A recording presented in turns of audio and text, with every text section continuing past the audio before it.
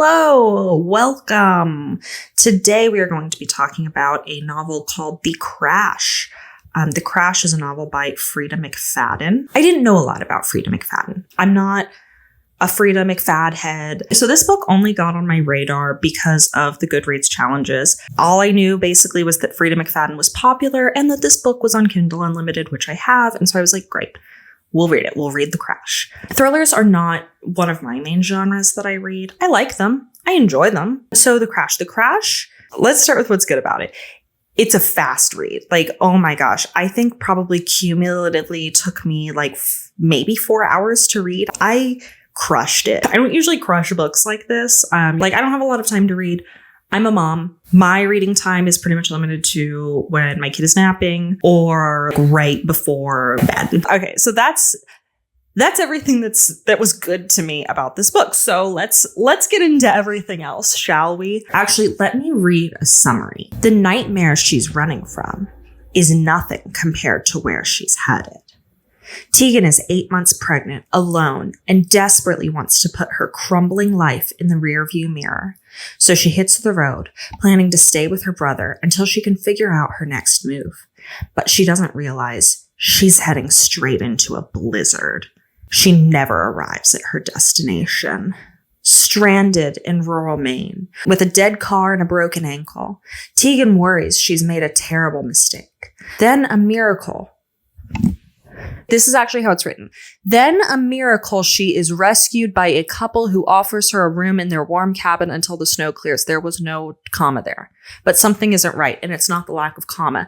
Tegan believed she was waiting out the storm, but as time ticks by, she comes to realize she is in grave danger. This safe haven isn't what she thought it was, and staying here may have been her most deadly mistake yet.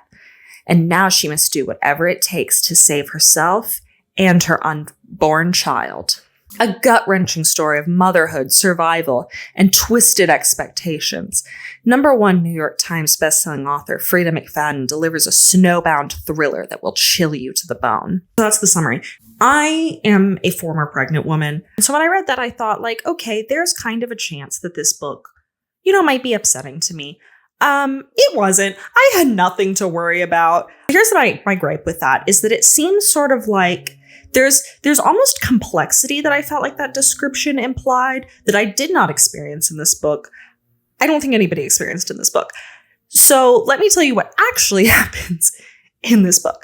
So we start off and we meet Tegan.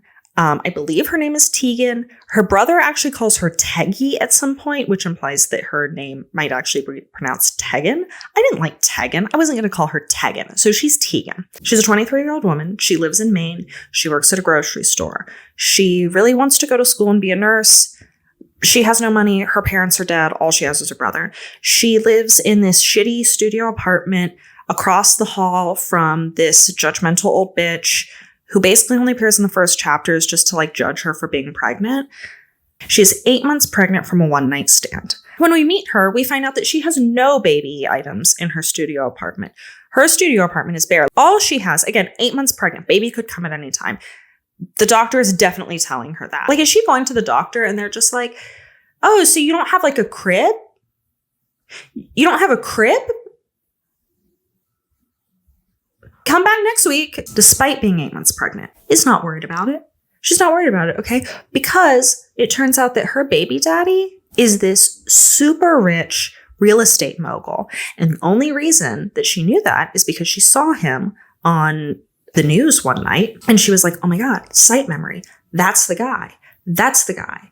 And she gets in touch with him. And she's like, I think you fathered my unborn child. And he's like, ugh, because he's rich. He already has a wife and kids. He is not looking for a bastard. No offense to the bastards out there, but that's how he sees it. She actually sees this baby as, and I quote, little tuna. She talks to the baby, calls her little tuna because she has had a lot of tuna cravings during her pregnancy. She thinks this is cute. It doesn't seem like she's bothered to name the baby. She's 1 month away from giving birth. She has no crib. She has no clothes for the baby. She doesn't have diapers. She doesn't have wipes. She does not have a single thing for the baby, not even a name. That's just to set the stage for Tegan's poor foresight and planning. So the baby daddy. The baby daddy is a rich guy. As I said, he already has a wife and kids. He's not looking for more. So what he is doing is he is offering her a fuck ton of money. Here's the deal. You sign an NDA. You don't tell anybody that I'm the baby daddy. And in exchange, large sum of money. His lawyer is this guy named Jackson. Jackson has been working with her. He is not Tegan's lawyer. Tegan did not think to protect herself by getting a lawyer, or she couldn't afford one. But I think she should have found the money for this kind of thing. And he's like working out the deal. Like, he brings her Chinese food. They talk about it. He is the only reason she has anything for the baby, because like he bought her like a singular onesie. That's all she has. That's all she has for this baby. So that's the lawyer. He's a nice guy. He went to an Ivy League school. He's kind of dorky cute. Now about the deal. The deal is good. Okay. The deal is phenomenal. We know this because Tegan keeps saying how like she's going to have enough money to put the kid in private school. She's going to buy a house. Like maybe she won't have to work. She doesn't say how much it is, but I'm thinking that's like $1 to $2 million. Like that's a pretty good deal. I wouldn't turn down that deal. So she is ready. She's like, terms are great. Let's do it. Lawyer dude comes over. Businessman comes over. Tegan is ready. We are going to sign the deal. We are going to get the check. Like all is going to be good. I can finally buy this baby a crib. And then she like catches a whiff of him. And it's like, oh my God, smell memory unlocked. So she realizes that he date raped her. She like basically has like smell memory. Oh my God, this is the cologne he was wearing when he date raped me. And then she's kind of like, she freaks out and she goes to the bathroom. And the lawyer like knocks on the door and he's like, Tegan, what the fuck? And she's like, he raped me. And the lawyer's like, okay, you are telling me this now for the first time. But even if that's true, like this deal is too good. Not to minimize what Tegan now has to like feel and go through and everything. But like, I think the lawyer is right. Like the deal is too good. Like Tegan, it's like, look at your life. You can't afford a crib for your baby. You're about to have a baby. You can't afford your own lawyer. You've been like using the business guy's lawyer, which is like not a good idea. Even if you were going to go to the police with this, like you can't afford to. At least if you have the $1 to $2 million, like then maybe, you know, you could at least talk to a lawyer and be like, hey, is this something we can like talk about? Like, that's one perspective. The other path is that Tegan is basically like, I'm going to rake his ass over the coals. Like, Tegan could absolutely just be like, hey, didn't you date rape me? I think my price just went up. Boom. Two options. She picks neither. She's like, the deal is off. When she was like, the deal is off, I read this book and I was just like, Tegan, you have no money. You don't even have a crib for the baby. Like, Tegan, you need to use this. What's in here? Use it. What is her plan here? She has no plan. She's just like, I can't take your dirty money. And it's like, take his dirty money and clean it off later. Okay? Do that. She doesn't have parents, but she has a brother. Her brother is a ski instructor in like, I think he's in Maine. He used to be a really talented skier. Everybody was like, he's going to go pro. Like, we'll see him at the Olympics. But then he got in a car accident and he broke his leg. So now he can't do that. And so she calls him. He's like, pop the champagne. Are we celebrating? And she's like, no. And he's like, you didn't sign the deal? Like, are you signing it tomorrow? And she's like, I'm signing it never. And you can tell he's kind of like, Tegan, what the fuck, Tegan? You didn't sign the fucking deal, Tegan? And she's like, no. And he's like, why not, Tegan? Why didn't you sign the fucking deal, Tegan? And she's like, I have to tell you in person for plot reasons. I don't know why she can't just say it. This is the thing. This whole book wouldn't have happened if she was simply capable of articulating this over the phone. So he's like, okay, why don't you come visit me? We'll have a grand old time at the ski lodge. It'll be great. So she goes to visit him, but she ends up leaving later than expected because she has to pick up another shift at the grocery store. This is what happens when you choose not to be rich. So I should mention that I did the math. I was like, what's the minimum wage in Maine?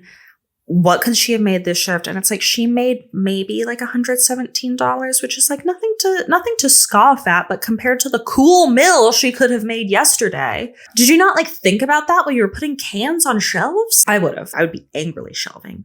I would just be like furious at myself and my dumb choices. So because she leaves later than anticipated, it also starts to blizzard. Wow, isn't that convenient? Also, her GPS starts acting up. It's like, hey, get off the highway and get onto this weird, creepy back road. And she's like, okay, because she's dumb. Any point she does anything, it's like, what would a total dum-dum do? And that's what she's going to do. So she loses control of her shitty Ford Fusion. And yes, it's a Ford Fusion. Yes, the make and model is specified. No, we don't have the year. I'm sure if we had the year, Doug DeMuro could tell us just how bad it is. And she crashes her car into a tree and she breaks her ankle. That's it. That's the crash. That's the titular crash. So then she just dies in her car. The end. No, that's not what happens. She is rescued by this big burly man named Hank. And her first impression is, serial killer, scary man. Which, to be fair, he's kind of aloof. He like pulls her out of the car and he's like, we are going to go to my secluded cabin in the woods. I will call 911 in the morning because like the phone lines are down and like you can't drive, which is, to be fair, like what a serial killer would probably say to her. But also like maybe the serial killer would just murder her there. I don't know. I've never encountered one. And so this whole time Tegan is just like, he's going to murder me. He's going to murder me. He's going to murder me. And then he brings her into the cabin where she meets Polly, his wife. Polly is this kind of like upper, like elder 30s woman. She has long hair. It's in a braid. We know evil people can't braid their hair. We find out that she used to be a nurse and she stopped being a nurse because of something they call the incident. Mysterious. Tegan sees a bruise on her wrist and she is like, oh my God, Hank's beating her. We'll get to it. So they're like, hey, Tegan, why don't we just put you on the couch? You just sleep it off, whatever. She's like, cool. And then they're like, actually, this couch sucks. Do you want to go to the hospital bed in our basement? Which is crazy because that is what a serial killer I feel like would have. It's not for serial killer reasons. It's actually because Polly spent the last like year taking care of her dying mother. So they had put like a little hospital bed in the basement. She had like a whole room set up. You know, it was very kind. They put her in the basement. She gets all cozy and she's like, and we're going to call 911 in the morning. And Polly is like, yes. And then Polly and Hank go upstairs and have sex. And the reason I'm mentioning that is because like in the prologue, Freida McFadden is like, and I don't write about sex. That's how she says it. And so I felt like maybe Polly and Hank having a sex scene was like, maybe this is going to lead to something. I had some ideas. We're going to get to where those go. That's the entire setup, right? We've got 8 months pregnant Tegan. The baby could come at any time. She's trapped in the basement, hopefully just to get medical care tomorrow. There's a big scary man named Hank. He might murder her. And you would think like now it's time to build the tension. And let me tell you something, you're dead fucking wrong. Because instead of building tension, this book just like drags. Like it is just fucking, it's boring. But Freida McFadden kind of switches off the perspectives during this part. So we get a little bit of Tegan and we get a little bit of Polly. So I'm going to start with Tegan's because Tegan's arc is honestly pretty boring. Like she is confined to a bed and her ankle is broken. What can she really do? So Tegan thinks, okay, Polly definitely being abused by Hank. She could be my ally. So they get talking. She's like, I have a fiance. It's a lie, but you know, maybe then somebody could be looking for me. She's like, I'm hungry. Could I have a tuna fish sandwich? And also, could I have some painkillers? Maybe something stronger than Tylenol? Like, if you know what I'm saying, like you're a nurse, do you just like have like, I don't know, like Fent? She doesn't say that, but it's like, that's kind of the implication. But she's like, get me something stronger. My ankle fucking hurts. So she had a purse. She gets her purse back. She notices that her pepper spray is missing, and so is her phone. Also, there is a flask in her bag. The flask has spilled everywhere. I know what you're thinking. No, that was not hers. She was holding it for a friend. She was bringing it to her brother because it was like a special flask that she had gotten him that I guess he had like left at her house at some point. And he was like, hey, bring the flask. And she's like, on it, boss. So it's in her purse. That's semi-important later. And then the rest of her chapters can pretty much be summed up like this. Okay, are you ready? Hey, Polly, are the roads clear? No. Okay. Do you have the phone lines? Can we call 911? No. Okay, like, can you take me to the hospital? No. And this goes on for literal days.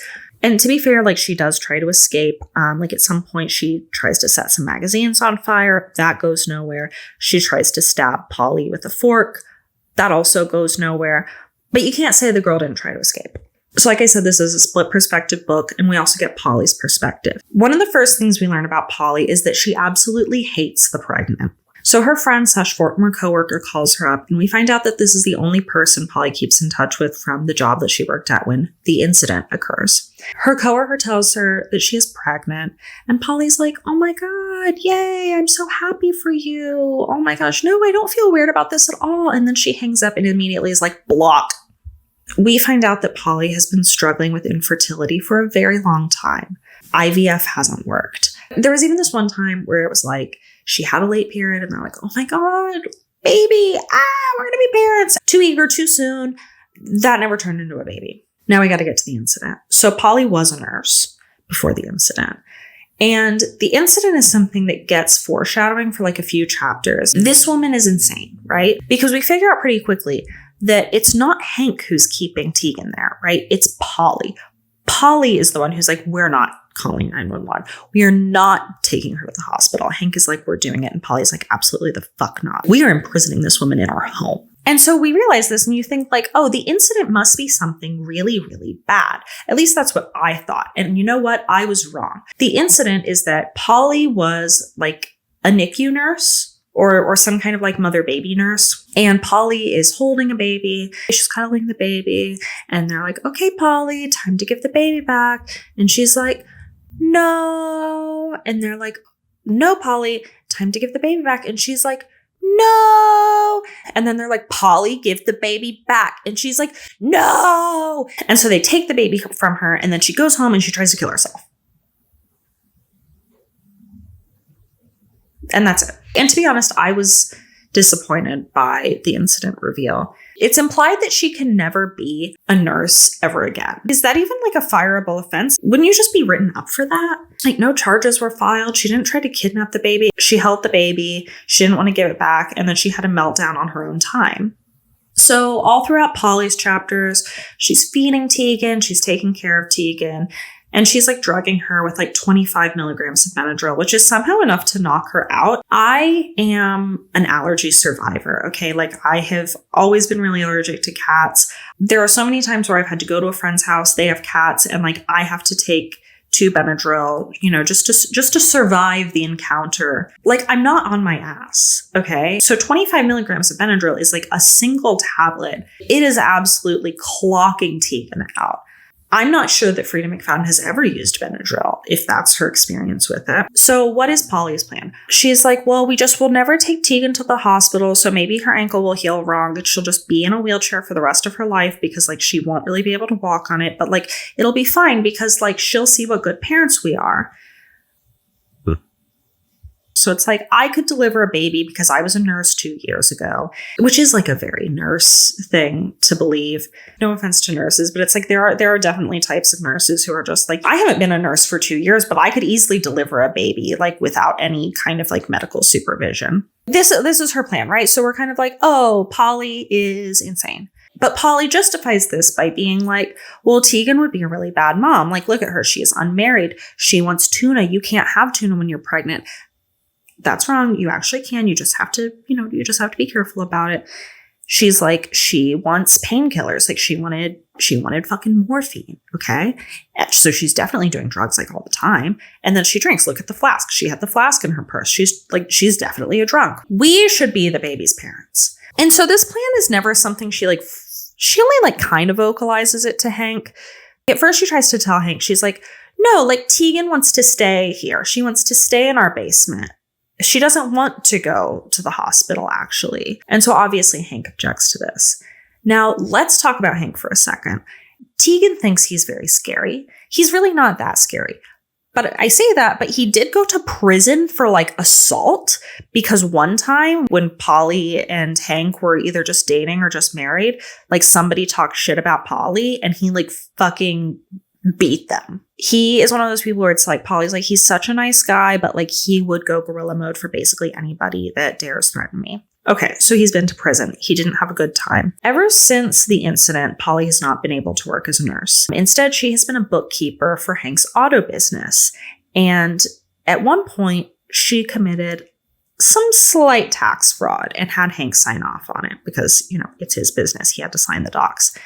And so she's basically like, if you tell about the pregnant woman we are holding hostage in our basement, I will tattle about the tax fraud. And you don't want to go back to prison, do you? And then he's like, no, I don't want to go back to prison. And she's like, okay, so you're not going to tell anybody about this even worse crime. Then there's a point where like Hank is just like, okay, fine. Like, I'll go to prison for the tax fraud. We can't keep this pregnant woman imprisoned in our home. The judge is absolutely going to throw the book at us if he finds out we keep a pregnant woman hostage in our home. Like, what are you talking about, Polly? And she's like, okay, well, if you tell, I'll just kill myself. So if you were wondering why Hank never goes to the police, that's it. Those are his reasons. Like, Polly has him by the balls. Here's some other stuff that happens in the middle. So they live in this cabin in the woods. They do have a neighbor. There's a little neighbor girl. She's like 10 or so. Her dad sucks. He is a drunk. He doesn't really feed her. He doesn't really bathe her. And so like she'll come over and be like, Polly, can I have any food? And then Polly will like take her and like she'll bathe her and she'll basically like, mother her. And the neighbor dad, he doesn't like that at all. He's actually the one who grabbed Polly's wrist and bruised it, not Hank. So she's not a DV survivor at all. Tegan is dead wrong. She needs to stop making assumptions about people. So at some point during the middle, the neighbor also ends up dead. Okay. And the police are like, oh, like he was drunk. He fell down. Then you're wondering like, hey, is anybody like looking for Tegan? Yes, they are. The cops come by at some point. Polly lets them in, but then they just like don't search the entire house. They're just like, oh, well, like if you said you haven't seen her, then like you haven't seen her. And they just kind of like leave. And then Tegan's brother comes by and he's also looking for her. And like the same thing pretty much happens. Like he just sort of takes Polly's word for her not being there and then like goes. These are things that I feel like presumably would have raised the tension and would have raised the stakes. But I swear when you read it, it feels more tedious, right? This whole middle point, the tension really should have been building. And I didn't really feel like it was building like at all because Tegan's part is so boring and just kind of drags on. And like the tension doesn't really build for her. Polly's kind of like, I have this under control. And Hank is just kind of like, okay, but like we should take her to the hospital. Hank just sort of becomes more annoying to Polly. I didn't feel like this sense of like, oh, this situation is getting stickier and stickier. So that's basically the entire middle section of the book. Then Tegan's leg becomes infected. She is hot. She is feverish. She is hallucinating. Polly's like, we'll just like get her antibiotics. So she impersonates the doctor that she used to work for, has them call in a prescription for antibiotics, has it sent to the local Walgreens. So she goes to pick them up and she ends up leaving Tegan alone. Hank is like, we are not keeping this kidnapped woman here anymore. Thank you. He like goes down to the basement. He takes Tegan. He's like, come on, we're going to the hospital. At this point, it's maybe been like 4 or 5 days or so. So he drives Tegan to the hospital and like he drops her off out front. And he's just like, please, Tegan, my wife is so sick. Please have pity on her. That was very sweet of him. I understand why he would ask. But at the same time, this would be another person I would be raking over the coals. If I am at the point where I am going like fucking septic and like hallucinating because I have been like kept like prisoner in somebody's basement, I'm not going to be like, well, she was struggling with mental illness. Like, no, fuck no. You don't get to keep somebody in the basement for that. You don't get to imprison somebody for that. You don't get to kidnap somebody for that. Like, I'm sorry. Those are the rules and I didn't make them. So Polly comes back to the house and she sees that Tegan is gone and she is like, fuck. She puts on a pair of her old scrubs. She gets like an extra badge that she has and she whips out some scissors. And we're like, fuck. Okay. Polly is going to seal the deal. So Tegan, the lawyer, and her brother are all together in the hospital. And the lawyer is like, Tegan, I have some really important things I need to tell you. Tegan's like, you didn't believe me, so you need to go away. And he's like, okay, but like, this is really important. So like, I will tell you first thing tomorrow. That's so convenient. The cops are not with her because they are bad at their jobs. So the lawyer leaves. And Tegan's brother tries to inject morphine into her IV, and that's when Polly shows up. So Polly sees him doing whatever he's about to do, and she stops him, and then she chases him down the hall. And Tegan sees this, and do you know what her reaction is? She is like, oh my God, Polly saved my life. This dumb bitch. Okay. I'm sorry. When this happened in the book, I was literally sitting there on this couch that I'm sitting in now. And I saw this and I was just like, what? That's how much it just threw me for a fucking loop. Okay. So her brother gets like arrested or whatever. Tegan learns that her brother and the businessman were were business partners, and they conspired to kill her to cover up for Simon's date rape crime. We also find out that the brakes on Tegan's car were tampered with. We also learn in this moment, after her brother has tried to kill her, that's when we learn that he has resented her this entire time. Because remember how he broke his leg in a car accident? Well, he was in a car accident because he was driving to visit her. And so that means the car accident was her fault. And that's why he didn't get to be a professional skier. I don't know. But I guess this was enough of a grudge that he was like, I will kill my only family member and we'll just be good. That was basically the end of the story. But now we get to the epilogue. I thought Tegan being like, Polly saved me was going to be the worst of it. I was dead wrong. Okay. I was dead wrong. Because do you know what? Tegan decides she is not going to tell on Polly or Hank, like, at all. Okay. Like, literally at all. Like, she's like, I have amnesia. I don't remember what happened. I was in the car accident and then I just woke up in the hospital. If somebody is claiming that they lost 5 days of their life, would you not put them in like a fucking MRI? Would you not be like, that's an extreme loss of memory for like an average person, right? Did they not just check her head? And then I thought, well, actually, maybe they did. Maybe they just like knocked on her head and they realized it was completely fucking empty. This was the other thing about her like not turning them in, because the police did show up when she showed up at the hospital because like she was missing, right? And the police don't ask her like fuck all about it in the time between like Polly getting to the hospital and all of that. I feel like I might like want to tell everybody like I was fucking kidnapped and these are the assholes who did it, right? But Tegan instead is just like not. I don't think she has any self-preservation. I wish she simply wanted blood a little bit more. 1 year later, Tegan has had her baby. She has named the baby Tia. She lives in a beautiful townhome. She is in a flirtationship with the lawyer because they were kind of flirty before, and now he's still in her life, and it's like, okay, maybe they're gonna date or get married, whatever. The businessman and the brother, they both went to jail or something. Businessman is paying ample child support, so she got her back after all. Good for her, even though it's like part of me is kind of like, was it worth it? Was it worth it? And now it's time for Hank and Polly. Polly has gotten the psychiatric help she needed. Polly and Hank have adopted the neighbor child, pretty much. Or they're fostering her, or they're in the process of adopting her. But whatever. Do you know why? Okay, so remember how neighbor child's dad died? He didn't just slip and fall when he was drunk. Hank killed him in front of the neighbor child. Okay? Neighbor child literally sees her neighbor murder her father, and she is unfazed by it. I mean, he was a piece of shit, but like still. And so like at the end, she calls Hank dad. This whole fucking book. This book would not have happened if Tegan was not like the dumbest bitch I had read about in a long time. If Tegan was my friend, I would have tried to figure out a way to like gently tell her, hey, Tegan, literally any thought that you have, throw that thought away because it's probably garbage. Your first thought is nearly always wrong. Tegan, you are painfully dumb. That's what I would have told her. Even her just being like, oh, I don't know who kidnapped me and let me go fucking septic for 5 days. I don't know who did that. That alone was so insane to me because it was like, oh, because Polly stopped somebody else from finishing the job when Polly was there to kill her. Oh my gosh, I couldn't with this book. I could not with this book. Tegan's judgment is so profoundly poor that it's like at some point when Polly is just fantasizing about how Tegan's going to birth a child and Polly's going to raise it, you're like, shit, Tegan is so painfully dumb that I don't know, maybe Polly would be an improvement. Polly did not deserve to get away with it. The fact that she got away with it was like absolutely insane. That was what took this book so far down, was that it was like this forgiveness arc for Polly who did not deserve it. I ended up looking up this book online. I was like, did anybody else think this book was as bad as I did? And I found somebody somewhere. I couldn't find the comment again. I'm so sorry. Like, this was a few weeks ago. This person had like an idea for such a better ending. And I have to tell you it because it was so good. Okay, so you know how there was that sex scene in the middle that was like, why was that?